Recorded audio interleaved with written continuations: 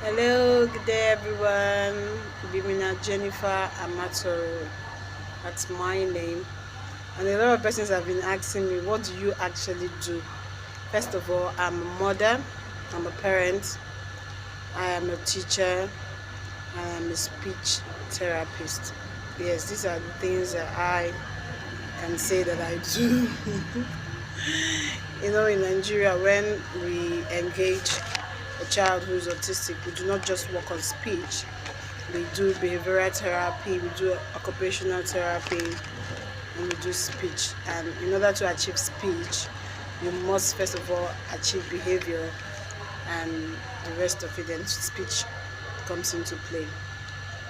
So this morning I want to be talking about the 3 levels of autism. A lot of persons have asked, what are the 3 levels of autism? Let's start with autism is a spectrum. Autism doesn't have a look. What affects a child in what affects child A, for example, is not the same thing that might affect child B. That's the simplest way I can describe it.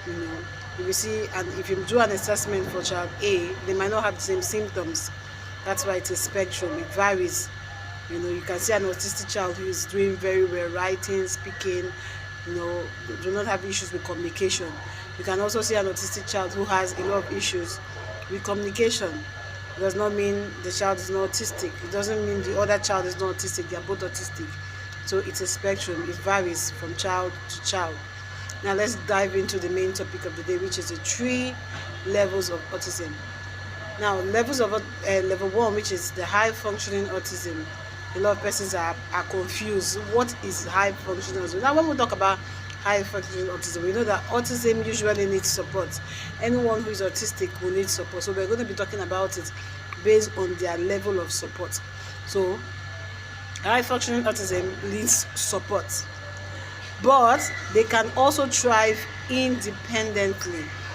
When we talk about the support does not really mean you have to be there all the time. Yes, this set of people can thrive independently. They are the very intelligent ones. That's when geniuses are born. They pick a particular interest and they excel. They do very well in that field, in that interest. That's level 1 autism. They do not have issues with support. They could actually go without the support. So what then is wrong with them? This set of people might struggle with social skills, change of routine. They don't like change.